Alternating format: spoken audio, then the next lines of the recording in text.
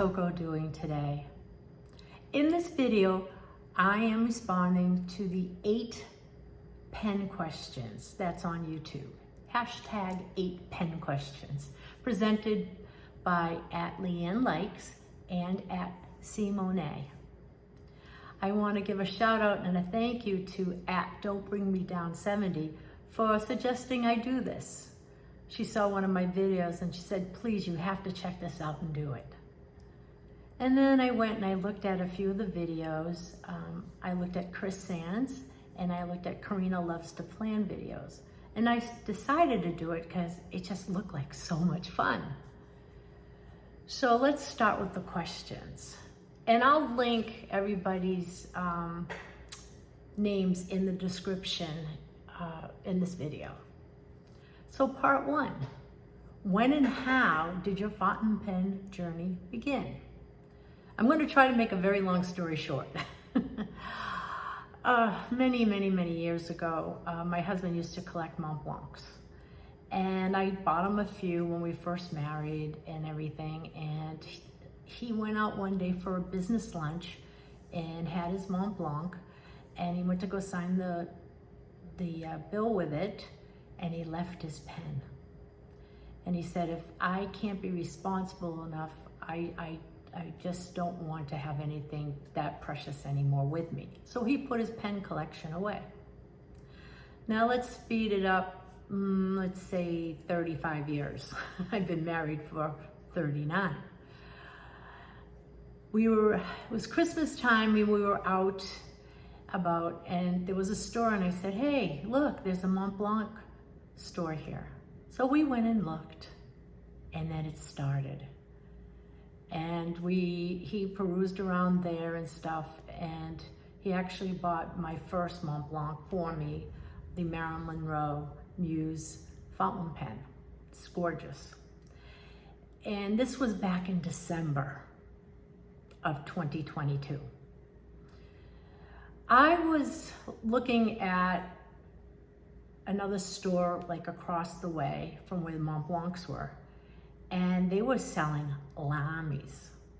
Now, I do love the Marilyn Monroe pen, but the Lamy spoke to me. I think because it was like the entry-level pen and it just felt great, and I had to buy it because I had to wait for the Marilyn to come in as well. And I really wanted to learn more and start with fountain pens. So for me, it was really those are my very first fountain pens. So I had the Lamy, and I love using the Lamy, and then the Marilyn came in, and I'll talk more about that afterwards. So that's how it all started. I went down this rabbit hole really quick. So let's go on to question number 2. And that is favorite inks in the beginning, and what are your go-to inks now? Well, since I've never really played with inks, the ones that I had were Lamy inks, which I still love. They make an amazing ink. I have all the colors. And Mont Blanc makes some great inks. So I do love those, but then I found the Pilot Iroshizuku inks. And some of those are my go-to inks now. Number 3. How have your ink and pen tastes changed over time? That is a really good question because I made mistakes along the way.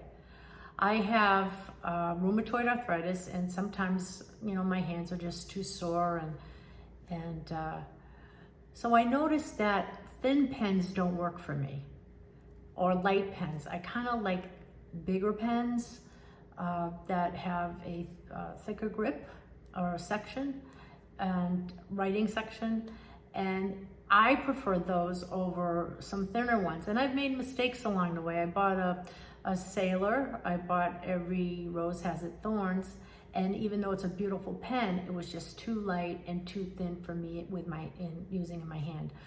I steal my husband's now. He has a Mont Blanc 149, and I love that, and I steal it from him. Okay. Are there inks, number 4, are there inks and pens that you have yet to try but would like to? Yes, there are some Japanese inks that we can't get here in the States, or they're very hard to get, and I see all these, you know, stuff on YouTube and stuff. So, you know, there are some inks that I don't have. I have a variety of inks. In fact, I wanted to do a little show and tell. In order for me to, I have maybe 100 bottles of inks. I know that's probably excessive, but you know, I just can't. There's some inks that I don't like, and those ink bottles I'll probably give away or whatever. But for me, I swatch everything, and I made books. I have my ink swatches by brand name. So I figured, hey, if I'm gonna do one swatch, I might as well do two. And basically, if I open it up, I'm not gonna bore you to death here, but like I have some acronym inks, and I have some bottles, and I do have some samples. So they're all here. So, you know, that's the first page I opened. But then my husband likes to look up stuff by color.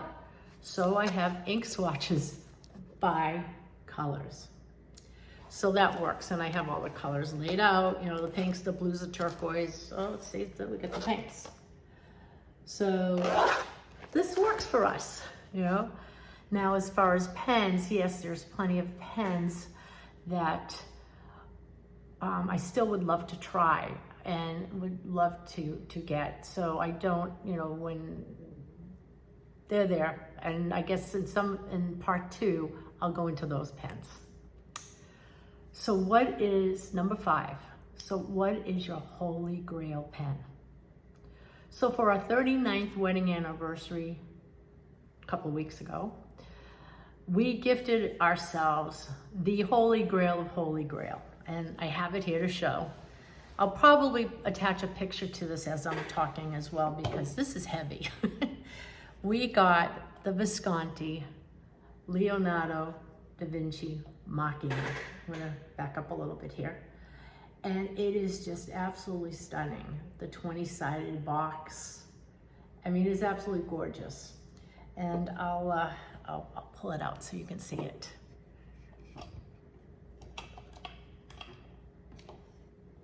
And the pen is just stunning. It sits in here. This is actually a work of art, and we're treating it as a work of art. There are people that collect paintings and other pieces of artwork. We love to collect pens as our artwork. So here she is, or he is, because it's Leonardo, right? And let me see if I can bring it in there and just show you how, like, this is just the most gorgeous pen with the etchings of Leonardo's machinery are on the barrel here. And you have the clip. I mean, Leonardo's name is engraved, his signature is engraved on here. It's just absolutely stunning with the beautiful nib. So this is our Holy Grail pen that we probably, I don't know if I'll ever ink it. I'm just gonna admire it. I just absolutely love it. Do some people think it's a shame if I don't use it? I don't know, because I have other Grail pens, and like, we love Visconti. Visconti's our go-to pens now. My tastes have changed in these 7 months since we started the rabbit hole. This one was a gift that my Visconti Homo sapien Lotus Garden, and it's just beautiful pen, and I absolutely love it. So let's go on. And I guess this is what they call part 2. Number 6, how many pens do you currently own? Well, it's kind of a hard question, because we keep a spreadsheet of the pens that we own, my husband and I, and there are pens he will use, and there are pens that I will use. So we have the yours, mine, and ours, and it's all on the same sheet. I do use his Mont Blanc though, when he's not using it. So right now, currently between the two of us, we have 200 pens. And Peter started off, like, if he got like a Metropolitan, he had to have the Metropolitan in like every color. and he had to match the ink to the color of the pens. Well, I kind of did that with TWSBI too, but you know, that's me. I love the TWSBI Diamond 580, and so I just, you know, we do have a lot of pens, and it gets to be, sometimes it's like, I don't know, I gotta stop watching YouTube. No, I won't stop watching YouTube, but, because every time someone posts a pen, I just like want to have it because it's so pretty. Joost Appelboom is at the Dutch Pen Show, and he's walking around, and then he talks about the pens that are exclusive to the Dutch Pen Show, and of course, you know, I'm waiting for them to come in the mail now, so. All right, I digress a little bit. Number 7, do you have a limit on pens or inks in your collection? Is it a number? Is it a feeling? When do you know that you have reached your maximum? Okay, well, I don't know if we have a maximum.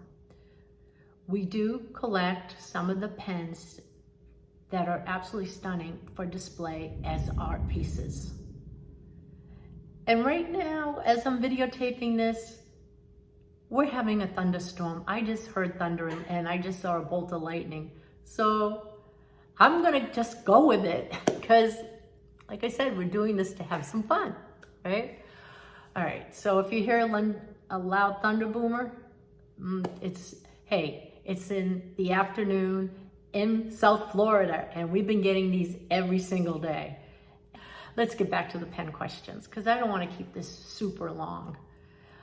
Let's see. Okay, so let's start again with number 7. Do you have a limit on pens or inks in your collections? I do have a limit on inks. We have a ton of inks and a lot of brands. And with that being said, you know, like we watch people do ink demonstrations, and it's like, man, I really love that color. But when I look at my swatch book, we have a lot of different manufacturers that basically have the same color. You know, I do love Diamine, that's another one. And I do love shimmer inks now. And so we dedicated some of our pens to shimmer inks, like our 1.1 stubs. And we have a few of those inked with shimmer that we have fun with. And yes, we use them and stuff like that. Will there be ever enough of pens? I don't know. It's hard to say. I'm leaving to go to France. I'm a photographer. And the only way I get to photograph for myself is do a workshop. So I'm going to Provence, and we're going to the Camargue for the running of the horses on the beach and photographs there, and then Provence to do the lavender fields. And then I have a few extra days, and I'm hoping to maybe go look at some stationery stores and pen stores while I'm in France. So you never know what I'm gonna come home with. So I can't ever, it's a feeling when we probably say, okay, I don't have any more room for my pens or our pens. Maybe that's enough now. But my husband's now into vintage pens. I'm not so much into the vintage. I like some of the newer ones, but some of the vintage ones are beautiful as well. Question number 8. Consequently, what would you do if another pen or ink came along?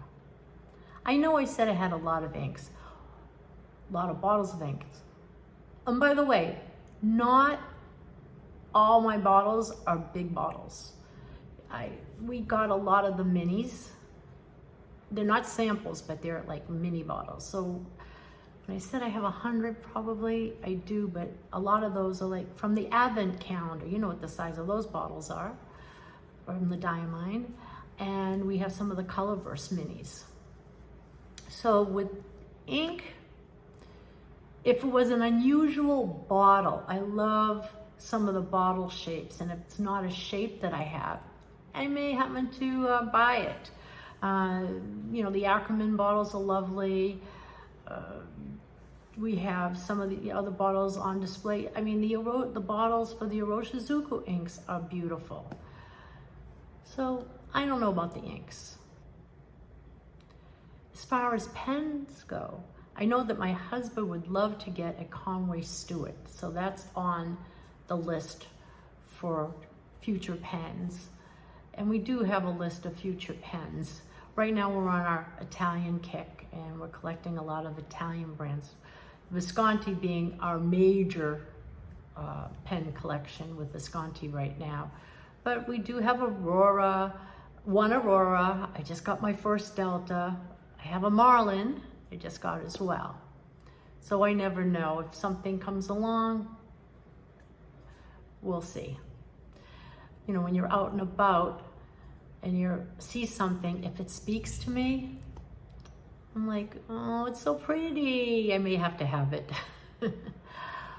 But another thing we do, and I want to talk about this for another minute or so, is that we love to pen-able. We get a lot of company, and when our family and friends come now, they look at our collection, and if I see that they're interested, we pen-able. So I'm happy to share what we have. Not the collectibles, but some of the ones if haven't been using for a while, I do pen-able. It's fun. It's fun showing people about the pens, about the inks, even about the papers. And they seem very interested. I love it that my teenage nieces are loving it, and we are now becoming pen pals. Even with their school schedule, once in a great while I'll get a letter in the mail and I'll respond back. I want to say thank you for watching. And if you liked this video, please give me a thumbs up. If you're not a subscriber, please subscribe to my channel. I really enjoy doing this and I really had a lot of fun. So thank you for watching and ciao for now. Have a great day.